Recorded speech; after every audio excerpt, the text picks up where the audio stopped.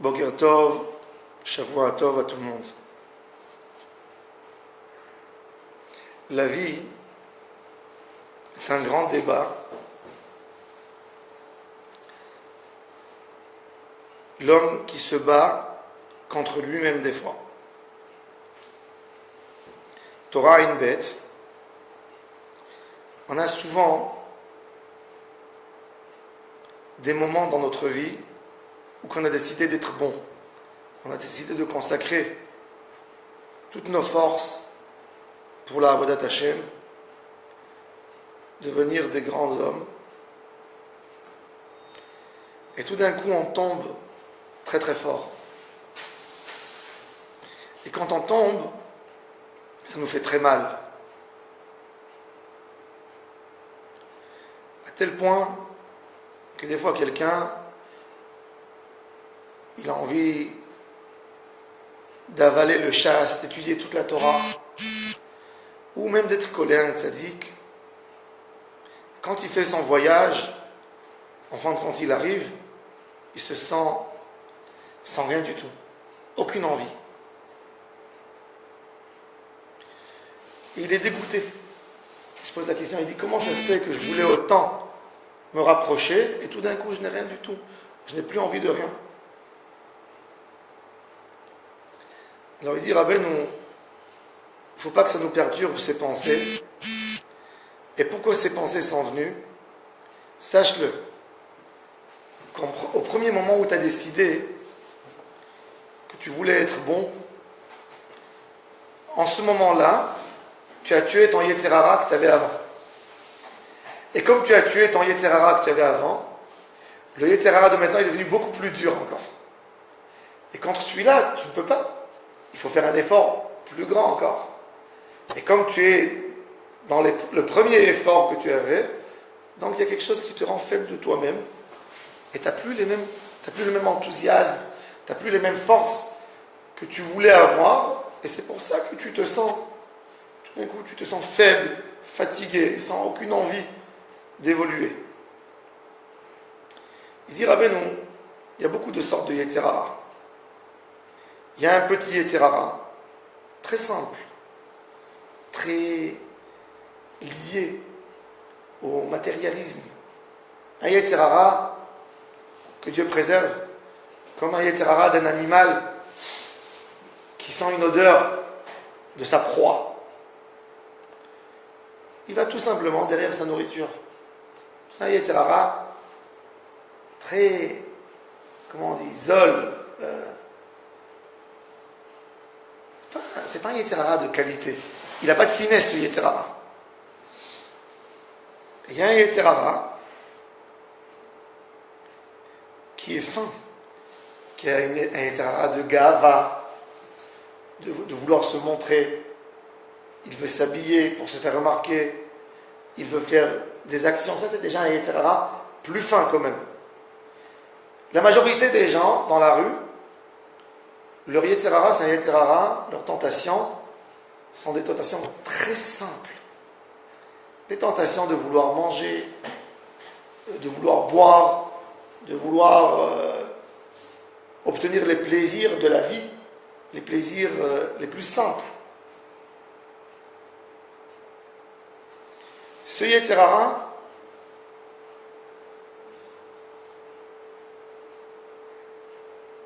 il est très simple. Le tzaddik, quand il voit ce Yetzer Hara, il se moque de ce Yetzer Hara. Même ce que les personnes pensent que c'est très difficile de lutter contre, il y a toutes sortes de Yetzer Hara, chacun il connaît ses maladies et ses faiblesses personnelles. Mais chez le tzaddik, ce débat il est très simple. Il n'y a rien de spécial dans ce Yetzer Hara. Celui qui a la dimension de la grandeur d'Hachem, tout est très faible devant la Avodat Hashem. Le vrai problème dans le Yetzer Hara, on se pose des questions des fois. Un tzaddik, l'envie du tzaddik, même un tzaddik, il a le Yetzer Hara, n'est-ce pas? Est-ce que le tzaddik, il a le même Yetzer Hara que nous avons? nous les hommes simples, les hommes ordinaires, je parle même de moi. Un tzaddik, David HaMelech, son Yetzer Hara, il était comment? Le Yetzer Hara de David HaMelech. C'est comment son Yetzer Hara? C'est quoi le Yetzer Hara de David? C'est quoi le Yetzer Hara de Moshe Rabbeinu? C'est quoi le Yetzer Hara d'Avraham Avinu? C'est le même Yetzer Hara que nous avons. Yetzer Hara, c'est un mauvais penchant. Le mauvais penchant, il a un seul but, de faire tomber la personne. Peu importe où, on ne peut jamais poser des questions. Il n'a aucune règle, le Yetzer Hara, de la manière qu'il se comporte avec nous. Aucune règle. Je vais donner un exemple très simple. Le Rav Dessler, dans son livre Mirtav Me'Eliyahu, 5e volume, il a un mahamar qui s'appelle Dak al Dak, finesse sur finesse. Et il pose une question très intéressante. Il dit, on a trouvé un premier ministre ou un président d'État qui a volé, qui va rentrer en prison. Ou un président d'État qui a fait une avéra qui va faire que tout le monde se moque de lui. Je me rappelle une fois, il y avait un président, je pense en Pologne, qu'il a signé un contrat avec un autre pays, et qu'on lui a amené le stylo à table, un beau stylo. Il pensait que personne ne s'est rendu compte, ou le président tchèque, je ne me rappelle pas, un des présidents de l'Europe de l'Est, et on le voit regarder, on voit qu'il regarde, il pense que personne ne le regarde, il prend le stylo qui lui a plu, il le met dans sa poche. Ça lui a coûté sa place, en fin de compte. Il a dû démissionner. Mais le Rav Dessler, il dit, cet homme, il était plein d'ambition pour diriger son pays. Cette personne, il a écrasé beaucoup de personnes pour arriver au pouvoir. Normalement, qu'est-ce qu'il veut? Il veut que le pouvoir. Il sait qu'une chose pareille, un petit vol ou un petit truc, mauvaise réflexion, peut lui faire perdre sa place. Comment est-ce possible? Il veut savoir dans les forces, dans l'âme, comment l'âme, elle laisse l'homme à fauter, à faire ces petites erreurs, qu'en fin de compte va lui coûter sa place. Il dit, qui c'est qui aurait dû l'empêcher de voler à ce président? Son Yetzer Hara. Son Yetzer Hara de Kavod aurait dû lui dire, dis-moi, tu es complètement fou. Tu vas faire ça, tu vas tout perdre. Le Yetzer Hara du Kavod d'un président aurait dû l'empêcher de voler. Pas le Yetzer Hatov qui aurait dû l'empêcher de voler. Le Yetzer Hara, son Yetzer Hara de vouloir dominer le monde. Elle aurait dû lui dire, attention à toi, mais tu es complètement fou, tu vas perdre ta place, tu vas te faire attraper. Pourquoi il s'est tué tout d'un coup? Pourquoi il s'est tué? Puisque son Yetzer Hara de Kavod, il est beaucoup plus que son Yetzer Hara de voler. La preuve qu'il est arrivé au pouvoir. Son Yetzer Hara de Kavod lui a fait tellement, l'a fait bouger pour arriver au plus haut niveau de dominer un État entier, de gouverner un État, de gouverner tout le monde, et tout d'un coup il tombe dans un petit piège il va voler quelques centaines de milliers, mais il est fou, il perd son pouvoir avec. Donc il dit, c'est pas le Yetzer Tov, le bon penchant qui aurait dû l'empêcher, c'est le mauvais penchant du Kavod qui aurait dû lui dire, attention, tu es en train de faire quelque chose, tu vas te faire attraper. Il s'est fait attraper avec une femme, avec de l'argent, avec quelque chose. Et tu es fou, président d'État, tu rentres en prison, tu es complètement idiot. Alors, comment le Yetzer Hara n'empêche pas la personne de fauter dans ce cas-là? Le Rav Dessler nous dit, de là tu apprends une chose, que le Yetzer Hara, il n'a pas une seule méthode. Le seul moyen, c'est de piéger l'homme, peu importe comment.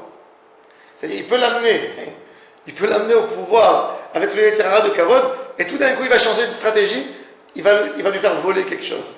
Il va le faire tomber sur une petite chose. C'est-à-dire, avec le Yetzer Hara, on ne peut jamais avoir une seule stratégie de guerre. Quand tu dors, il est réveillé. Quand tu as réussi à lutter, tu penses que tu l'as eu, que tu l'as massacré, il est là en train de préparer l'autre coup. Le rabbi de Kotsk, toute sa vie, il a éduqué ses chassidim d'aller dans dans le Hémet et de s'éloigner de la Gahava. Un de ses plus vieux chassidim, ses plus grands élèves, avant sa mort, en Pologne, il vivait à Kotsk, ses enfants, ils voient le père, il tourne sur son oreiller, il est en train d'agoniser, mais il bouge sa tête d'un côté à l'autre. Les enfants, les derniers moments de leur père, son fils, il s'approche, il dit « Papa chéri, il y a quelque chose qui te gêne, tu veux respirer, je te vois bouger comme ça. » Et le père qui fait un petit sourire, il dit « Non, non, c'est pas ça. Papa, qu'est-ce qui te préoccupe dans tes derniers moments? Reste tranquille. » Il dit « Écoute mon fils, le Yetzer Hara est venu chez moi maintenant, et il me dit, quand tu vas quitter le monde, ils vont venir les gens de la Chevra Kadisha, ils vont allumer les bougies, ils vont faire le vidouille avec moi, et ils vont lire avec moi Kriyat Shema. Il me dit de crier à forte voix Kriyat Shema. Comme ça mes enfants et ma famille vont dire, oh, quel père tzaddik on avait, quel homme on a perdu. Je fais pas cas, parce qu'il m'a dit, je vais lire mon schéma le plus simple. Et ce que tu m'as vu tourner sur mon oreiller, c'était justement parce qu'il vient me perturber avec ses idées. Et bon, il a fait son schéma très simple, et il a quitté le monde. Le rabbi de Kotsk vient consoler les enfants dans les moments de la Shiva. Et le fils qui raconte au rabbi l'histoire avec son père, il dit, regarde mon papa à quel point il était tzaddik. Et le rabbi fait un sourire et lui dit, le Yetzer Hara a gagné en fin de compte. Pourquoi le Yetzer Hara a gagné? Pourquoi il a raconté? Il n'avait pas besoin de raconter. C'est-à-dire qu'encore une fois, le Yetzer Hara, il a essayé de le faire tomber sur quelque chose, et il a raconté, il pensait qu'il a gagné le Yetzer Hara. Mais en fin de compte, c'est lui qui a perdu parce que le but a été réalisé. Le but du Yetzer Hara. Le Yetzer Hara a obtenu exactement ce qu'il a voulu. Le Yetzer Hara est très malin. Et il faut comprendre, tout le temps, il essaye de nous faire piéger. Parce qu'il faut savoir que le Yetzer Hara, c'est comme un jeu de boxe. Toi, tu tombes une fois, lui, il tombe une autre fois.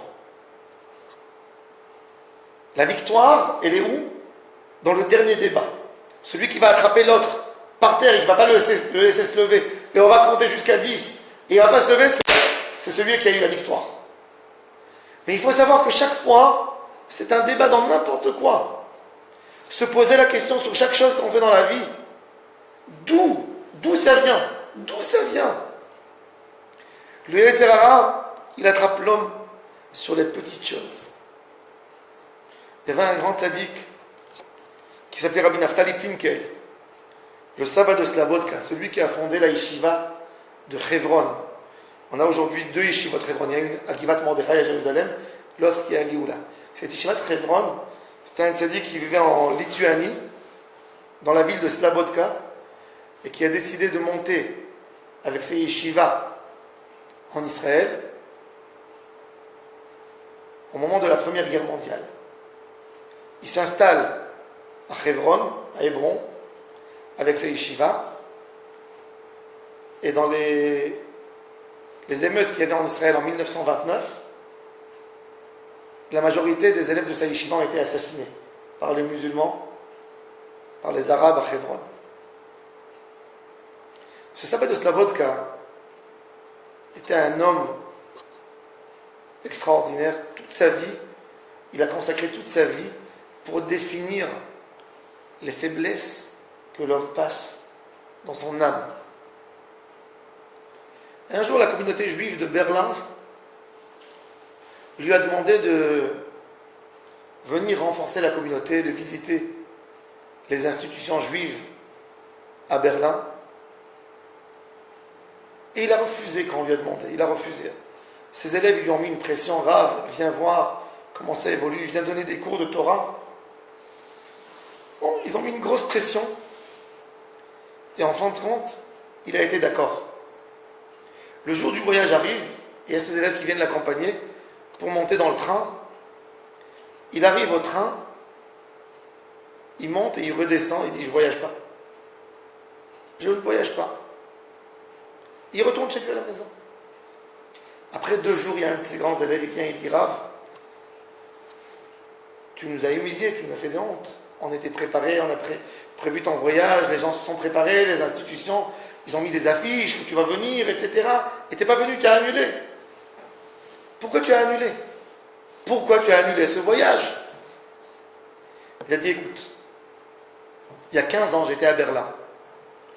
Et à l'époque, les gens, il y avait la mode d'aller avec des cannes. Même des gens de 40 ans, ils allaient avec un petit bâton. Un bâton en main.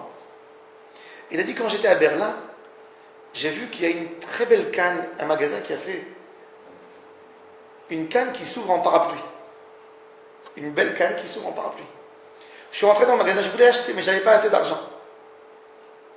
Quand ils sont venus me demander de venir à Berlin, la première pensée qui m'est traversée l'esprit, c'est que je pourrais aller cette fois-ci pour m'acheter ce parapluie. Ce n'était pas des Shem Shamaim. Ce n'était pas une volonté. Et je ne voulais pas y aller. J'ai dit, si je vais les Shem Shamaim. Je ne peux pas y aller avec une envie tellement simple. Et je pensais que j'ai réussi à lutter contre cette idée. Mais quand j'ai mis mon pied sur le wagon du train pour monter, cette idée m'a retraversé l'esprit. Donc je suis descendu, je ne voulais pas voyager comme ça à Berlin. Toute la vie de l'homme, tu te bats contre tes pensées. C'est difficile. C'est difficile d'être un grand homme. Parce que le grand homme, le débat, il n'est plus dans le Yetzer Hara simple, je mange ou je ne mange pas. Je suis tenté par les odeurs, je suis tenté par ce que je vois. Non, c'est des choses très fines dans l'esprit. C'est ce qu'il dit Rabbeinu. Rabbeinu lui dit, il y a un Yetzer Hara très simple, que pour le tzaddik, c'est un Yetzer Hara qui se moque. Quand quelqu'un lui dit, j'ai senti l'odeur, c'était trop fort pour moi, j'étais obligé de manger, il se moque. T'as pas mangé cachère parce que tu as été tenté par l'odeur. Tu te comportes presque comme un animal. Un animal, il sent une odeur, tu fais des grillades, il vient forcément à côté de toi. Il sent l'odeur, c'est plus fort que lui. Même qu'il a peur de l'homme, il s'approche, il va essayer de s'approcher. Pourquoi? C'est tellement fort sa tentation, mais c'est une tentation qui n'est même pas dans l'idée. C'est une tentation qui est liée à une odeur, qui est liée à quelque chose que j'ai vu. Et là, justement, quand on a décidé de se renforcer dans la Kedusha, on a dépassé le niveau de la tentation des odeurs, de ce que je vois. Et ça devient des tentations plus fortes encore, dans l'esprit. Je suis attiré, tout d'un coup, je dévoile des finesses que je n'ai jamais su que j'avais en moi. Des gens qui n'ont jamais su qu'ils avaient des si grandes finesses en eux-mêmes. Et là, le Yitzro Gadol Mimeno. Quelqu'un vient dans un shiur de Torah. Et le lendemain, il ne veut plus venir. Mais il ne sait pas comment ça se fait qu'hier, il a voulu venir dans le shiur de Torah. Et aujourd'hui, il sent un grand vide qu'il n'a pas envie d'aller étudier. C'est que le shiur de Torah que tu as entendu hier, il t'a rendu plus élevé encore. Tu peux plus lutter contre les tentations que tu avais hier. Mais tu as aujourd'hui de plus grandes tentations. Ton âme, elle réclame déjà des choses plus grandes encore. Et donc, tu ne veux plus aller dans le shiur de Torah tout d'un coup. Tu as un débat, un vrai débat. Tu n'as pas envie d'aller. Ça veut dire que ta neshama est grande. Rabbi Ari Levi, un jour, il y avait un rescapé de la Shoah. Un rescapé de la Shoah. Il a perdu son fils dans la guerre.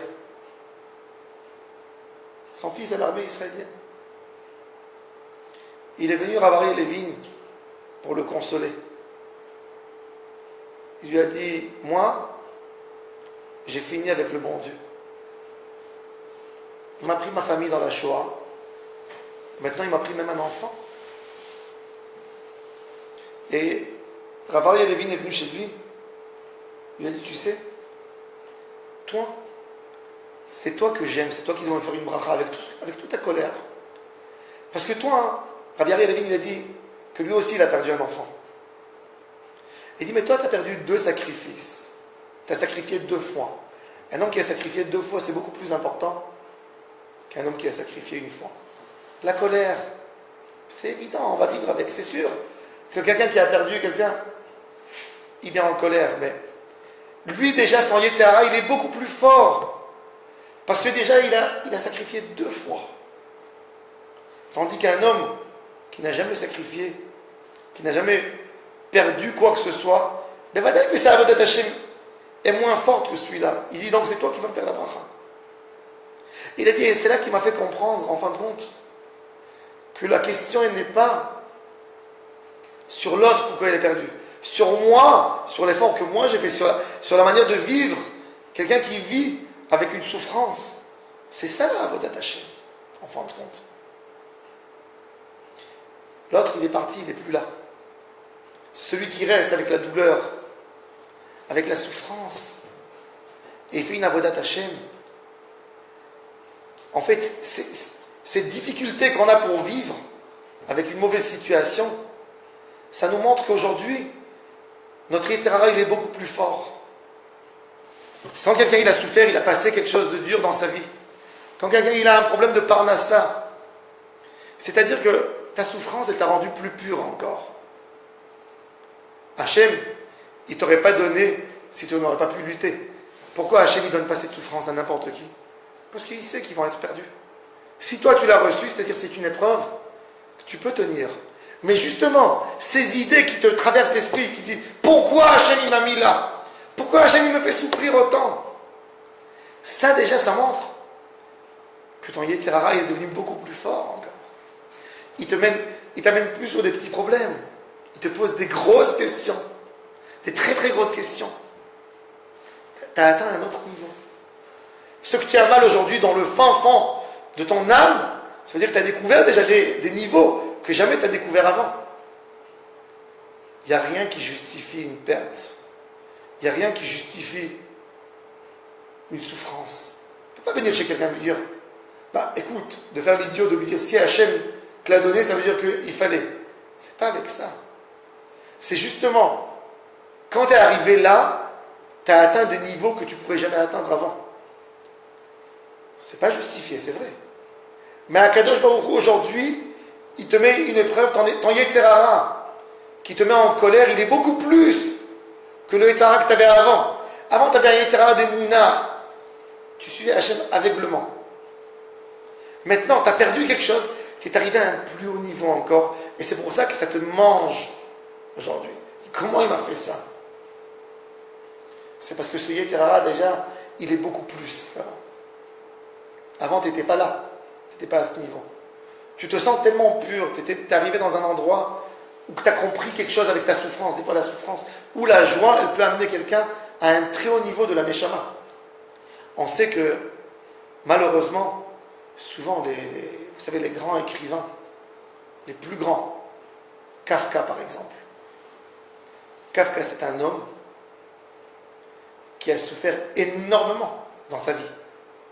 Et c'est que par cette souffrance qu'il a réussi à écrire des choses incroyables. Ce que Kafka a écrit, je sais pas, c'est un niveau, c'est un écrivain qui est arrivé à un niveau que dans sa mélancolie, dans sa tristesse, il a réussi à définir des petits points que personne ne pouvait arriver à définir tellement profond. Ça, c'est la grandeur où on arrive par notre souffrance des fois. Mais ça même, de savoir lutter, ça c'est ton Yetzer Hara aujourd'hui, qui est beaucoup plus fort. Et toi tu te poses la question, mais pourquoi je suis arrivé là? C'est parce que tu es monté de niveau, mon chéri. Tu sens des choses que tu n'as pas pu sentir avant. Tu sens des empêchements beaucoup plus durs. Donc plus que tu sens les empêchements, sache-le que ta Neshama, elle est arrivée à des niveaux plus hauts encore. Ça ne montre pas que tu es loin d'Hachem. Ça montre que tu es plus proche encore, donc l'empêchement est beaucoup plus dur. L'homme, il s'imagine, il dit, plus que j'ai des idées tellement dures qui me traversent l'esprit, c'est-à-dire que je suis éloigné. Non, tu t'es rapproché plus. Donc le Yetzer Hara, il essaye de plus t'empêcher encore. Le klal de tout. Et ça, on peut comprendre. À la fin, les tzadikim, on va parler, c'est quoi le Yetzer Hara des tzadikim? Le Yetzer Hara des tzadikim, c'est même pas le mauvais penchant. C'est un ange kadosh qui vient et qui lui pose des questions. Et il remet tout en question. T'as avodat Hashem.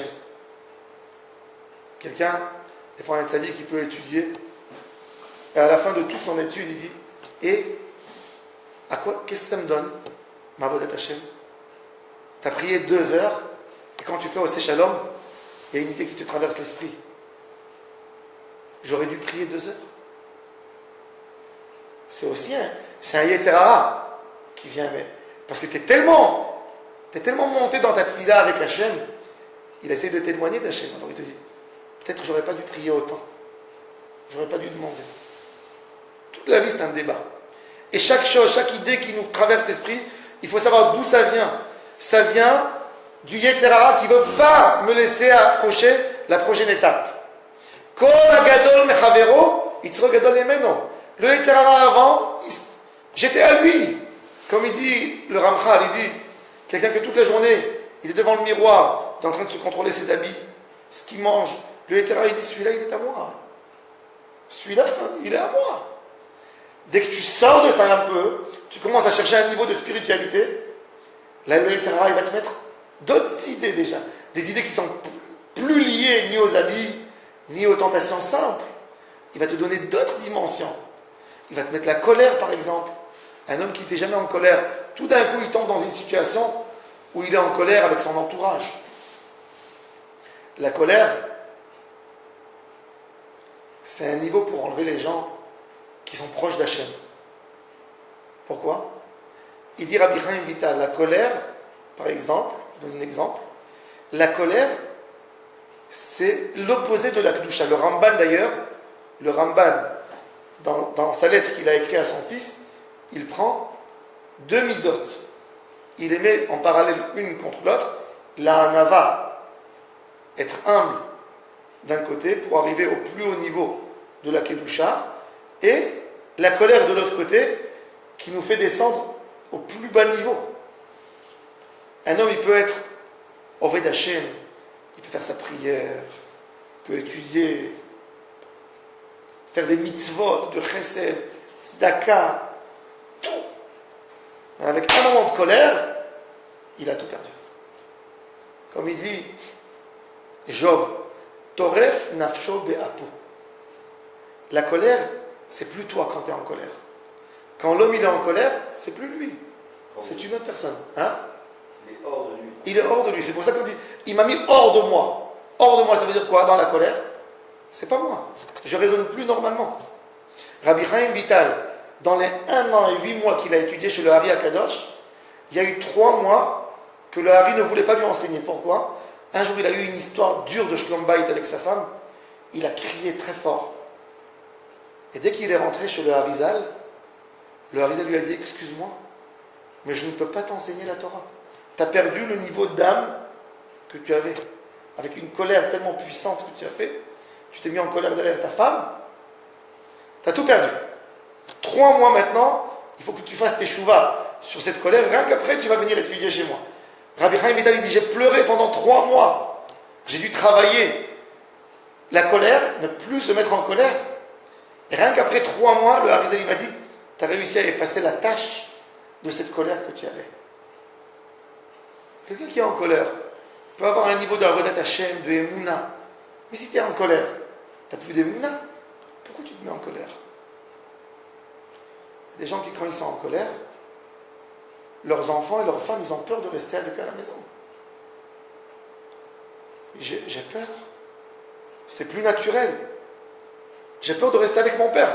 J'ai peur de rester avec ma mère. J'ai peur. Une femme qui a peur de rester avec son mari. Parce qu'elle ne sait pas. Qu'est-ce qu'il va lui dire tout d'un coup? C'est plus lui. Il y a une femme qui dit à sa copine, tu sais, mon mari c'est un ange. Elle lui dit, moi aussi. Le mien aussi c'est pas un homme. Il y a des fois, on peut se comporter comme des anges, et des fois, chas v'shalom, comme Malach HaMavet. Bon, avec la colère. Le Yetzer Hara, il a vu, il n'a pas réussi à te piéger dans cette fila. Tu t'es levé honnête. Il n'a pas réussi à t'enlever ton shiur Torah. Il n'a pas réussi à te rendre avar, tu as donné la tzedaka. Il n'a pas réussi à te faire parler du Lachon Hara. Il n'a pas réussi. Qu'est-ce qu'il va faire? Tu vas rentrer à la maison, tu vas chercher la petite bête. Et tu vas explosé. Et là, tu as tout perdu. Après, tu es brisé, tu es en colère sur toi-même. Pourquoi tu t'es mis en colère? Tu rentres dans ta chambre, tu vas dormir. Et là, il t'a mis à plat. Tu perds le goût dans tout ce que tu as fait. Ça, c'est un Yetzer Hara. Par exemple, ça, c'est un Yetzer Hara qu'on arrive souvent, j'ai entendu ça beaucoup de personnes, des Baalei Teshuvah, qui m'ont raconté, qui sont confiés, qui m'ont dit que quand ils n'étaient pas religieux, c'était pas du tout des gens coléreux. Du tout. Ils n'ont jamais eu cette colère. C'était des gens très joyeux. Des gens qui étaient très bien avec leur entourage. Avec sa femme à la maison, toujours ma chérie, mon amour. C'est des gens qui n'ont jamais crié sur leurs enfants. Et quand ils sont devenus religieux, quand ils ont atteint le niveau de la tchouva, tout d'un coup, ils ont commencé à avoir des problèmes de shalom bayit. Ils étaient beaucoup plus en colère.